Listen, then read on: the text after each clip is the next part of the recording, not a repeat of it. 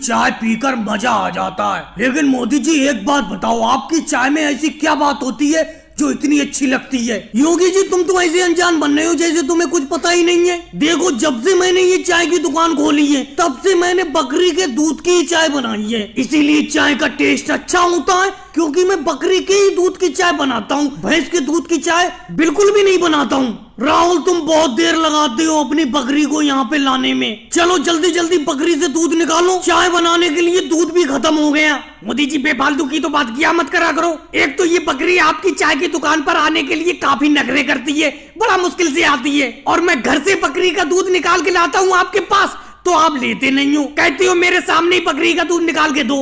राहुल तुम भी बेफालतू की बात मत किया करो। तुम जब भी बकरी का दूध घर से लाती हो बिल्कुल पतला दूध होता है, और जब मेरे सामने यहाँ पे बकरी का दूध निकालते हो तो बिल्कुल गाढ़ा दूध होता है। अभी देखो तुम्हारे सामने ही योगी जी मेरी चाय की तारीफ भी कर रहे थे। यही दूध अगर तुम घर से बकरी का निकाल के लाए होते तो पानी मिला के लाए होते और चाय में इतना मजा होता नहीं। मेरे यहाँ पर बहुत बहुत दूर से लोग चाय पीने के लिए आते हैं। अगर मैं इस बकरी के दूध के खरे पैसे देता हूँ तो खरा दूध भी तो लूंगा, मतलब प्योर दूध लूंगा मैं। मोदी जी आपको बहम लगता है बेफालतू का, मैं घर से कोई पानी मिला के लाता हूँ दूध में, और खरा पैसा क्या क्या अलग से मुझे पैसे दे रहे हो? अलग से दे नहीं रहा हूँ पैसे, बकरी का दूध गांव में सब लोग 100 रुपए लीटर बेच रहे हैं और मैं तुम्हारी बकरी का दूध 150 रुपए लीटर लेता हूँ। मोदी जी वाकई में आप प्योर दूध की चाय बनाते हो। अरे भैंस की दूध की चाय तो सभी लोग बेचते हैं, लेकिन बकरी के दूध की चाय बहुत ही कम लोग बेचते हैं। अखिलेश बहुत कम लोग नहीं बेचते हैं, मैं ही बकरी के दूध की चाय बेचता हूँ क्योंकि बकरी का दूध मिलना बड़ा मुश्किल होता है।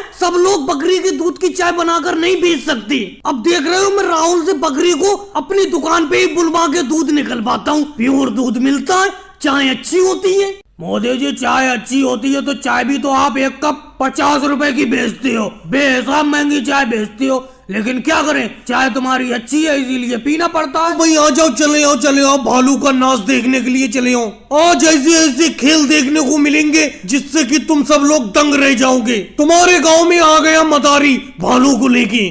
मोदी जी बहुत टाइम बाद लौटे अपने भालू को लेके। 3 साल पहले आप हमारे गांव में इस भालू को लेके आए थे, उस टाइम ये भालू बच्चा था, अच्छी तरीके से नाच नहीं दिखा पाया था, लेकिन अब तो सही नाच लेता होगा। राहुल 3 साल से मेरे भालू ने कोई झक थोड़ी मारी है। 3 साल पहले जब मैं आपके गांव में इस भालू को लेके आया था तो ये भालू नया था, इतना अच्छा नाच जानता नहीं था, अब तो ये बहुत अच्छा नाच लेता है। अभी दिखाता हूँ इसका नाच। मोदी जी ये तो एक पैर पे खड़े होके भी नाच लेता होगा। अभी बराबर वाले गाँव में एक मतारी आया था, उसने भालू का नाच दिखाया था तो उसका भालू एक पैर पे खड़े होके नाचा था। भाई साहब ये तो एक पैर पे अभी खड़ा होके नहीं नाच पाता है, इसे मैं एक पैर पे नचाना अभी सिखा रहा हूँ। और लालू जी आप मेरे पीछे कैसे खड़े हुए हो, सामने को आओ। मैं इस गांव में भालू का नाच दिखाने के लिए कम से कम 20 साल से आ रहा हूँ और तुम हर साल पीछे ही खड़े होते हो, बताओ तो। और मेरा भालू का नाच देखने के लिए भी जरूर आते हो। देखो मोदी जी साफ साफ बताओ, मुझे भालू का नाच देखना बहुत पसंद है,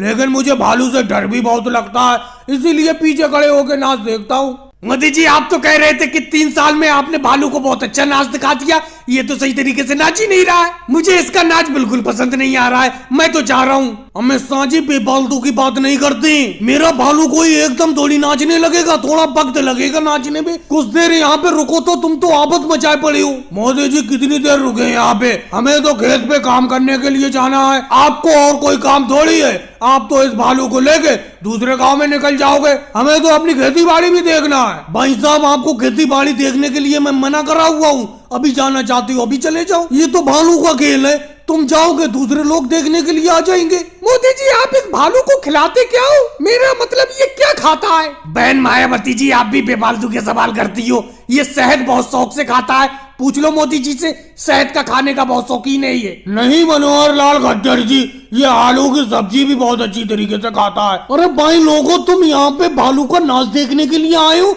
या इसका खाना पता करने के लिए आए हो? आराम से नाच देखो, आ जाओ भाई आ जाओ, गांव में जल्दी जल्दी चले आओ बंदर बंदरिया का खेल और नाच देखने के लिए। योगी जी ये बात मुझे बिल्कुल अच्छी नहीं लगी, बिल्कुल भी अच्छी नहीं लग रही है। मैंने आपसे 1 महीना पहले से कह रखा है कि गाँव में अगर मोदी जी जब भी बंदर बंदरिया का खेल दिखाने के लिए आए तुम मुझे जरूर फोन कर देना। लेकिन तुम तो आराम से खड़े होकर मोदी जी जो बंदर बंदरिया का खेल दिखा रहे हैं देख रहे हो। वो तो मुझे राजनाथ सिंह जी ने बता दिया तो मैं मोटरसाइकिल से भागा भागा चला आ रहा हूँ, नहीं तो मुझे पता ही नहीं चलता। वैसे योगी जी एक बात तो बताओ, कितनी देर हो गई मोदी जी को बंदर बंदरिया का खेल दिखाते हुए? राहुल तुम तो बेफालतू में चिंता कर रहे हो, मैं खुद अभी यहाँ पे आके ही खड़ा हुआ हूँ, अभी सही से खड़ा नहीं हुआ हूँ, अचानक तुम पीछे पीछे चले आए, मैं तुम्हें फोन करने ही वाला था। मोदी जी कितनी देर हो गई आपको इस बंदर बंदरिया का खेल दिखाते हुए? बस योगी जी अभी तो आया ही हूँ मैं, अभी तो सही तरीके से खेल शुरू भी नहीं हुआ है। खड़े कैसे हो, आराम से नीचे बैठ जाओ। मोदी जी बड़ा जल्दी आ गए इस बार आप गांव में बंदर बंदरिया लेके, क्योंकि अभी 6 महीने पहले तो आप आए थे,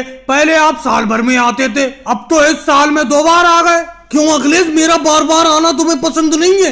गांव के लोग तो ये चाहते हैं कि मैं बंदर और बंदरिया का खेल हर 3 महीने में दिखाने के लिए आया करूं।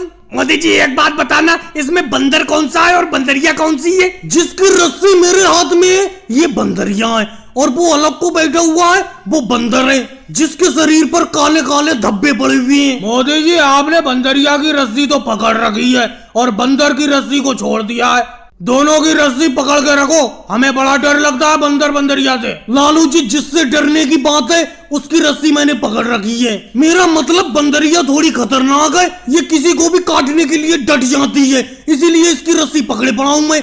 बंदर ऐसा नहीं है, वो बहुत सीधा है। लेकिन मोदी जी लालू जी बिल्कुल सही कह रहे हैं, आप इस बंदर की भी रस्सी को पकड़ लो। देखो मैं तो मोटरसाइकिल के पीछे खड़ा हुआ हूँ, मुझे बंदर से बहुत डर लगता है, लेकिन बंदर और बंदरिया का खेल देखने में बड़ा मजा आता है। खेल तो तुम सब लोगों को देखने में मजा आता ही है, अब थोड़ी सी जेब ढीली करो, बंदर और बंदरिया को कुछ पैसे दो। मोदी जी बंदर बंदरिया को तो पैसे हम दे देंगे, लेकिन कम से कम खेल तो पूरा दिखाओ। जी सुबह से एक बैंगन भी बिक जाता तो दिल को सुकून मिल जाता, लेकिन एक बैंगन भी कोई खरीदने वाला नहीं आया है, पता नहीं लोगों ने बैंगन खाना बंद कर दिए। राहुल तुम्हारे तो बैंगन फिर भी अच्छे नहीं है, मेरे तो इतने बढ़िया बढ़िया बैंगन है, लेकिन फिर भी कोई खरीदने के लिए नहीं आ रहा, पता नहीं क्या दिक्कत है। राहुल तुम सही कह रहे हो, कई लोगों ने बैंगन खाना तो बंद नहीं कर दिया। मुझे लगता है बैंगन का काम छोड़कर परमल बेचना शुरू करूंगा अब मैं, जैसे अखिलेश परमल बेच रहा है। अरे योगी जी परमल भी कहाँ बिक रहे हैं, सुबह से बैठा पड़ा हूँ, 1 किलो परमल नहीं बिके। अरे योगी जी वो देखो मोदी जी आ रहे हैं, आपकी तरफ आ रहे हैं, आपकी तरफ। अरे ये तो राहुल की तरफ बढ़ गए।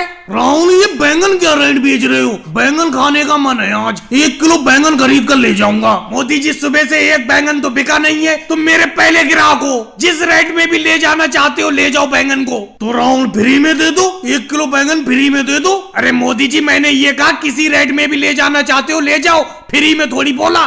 लेकिन राहुल एक बात बताना मुझे, साफ साफ बताना, तुम्हारे बैंगन काले बहुत हैं, जबकि बराबर में योगी जी बिल्कुल बैंगनी कलर के बैंगन बेच रहे हैं। अरे मोदी जी रंग पर मत जाओ, मैंने अपने बैंगन की खेती में उर्वरक का ज्यादा इस्तेमाल कर दिया था, इसीलिए रंग ज्यादा काला हो गया, लेकिन जितना ज्यादा बैंगन काला होता है उतना ही अच्छा खाने में होता है। मोदी जी इस राहुल की बातों में मत आओ, बैंगन तो यही बैंगनी वाला अच्छा है जो मैं बेच रहा हूँ, देखो कितना बढ़िया बैंगन है। लेकिन योगी जी बैंगन तो तुम्हारे अच्छे हैं, लेकिन हमेशा मैं सब्जी राहुल की दुकान से खरीदता हूँ। अरे मोदी जी कभी कभी परमल भी ले लिया करो, हम भी देखो परमल बेच रहे हैं। अखिलेश परमल की सब्जी खाने में मेरी कोई खास दिलचस्पी नहीं रहती है, हाँ अगर जिस दिन भी परमल खाने का मन होगा तो तुम्हारी दुकान पर चला आऊंगा। मुझे मालूम है तुमसे अच्छा परमल इस एरिया में कोई नहीं बेचता है, लेकिन बड़ी जान आफत में समझ में नहीं आ रहा है किसका बैंगन लूं, योगी जी का बैंगन लूं या राहुल का बैंगन खरीदूं। योगी जी का बैंगन थोड़ा अच्छा है, लेकिन राहुल से मैं परमानेंट सब्जी खरीदता हूँ, इसीलिए वो दाम भी कम लगाता है। ऐसा करता हूँ बैंगन आज खाऊंगा ही नहीं, अखिलेश परमल दे दो, आज परमली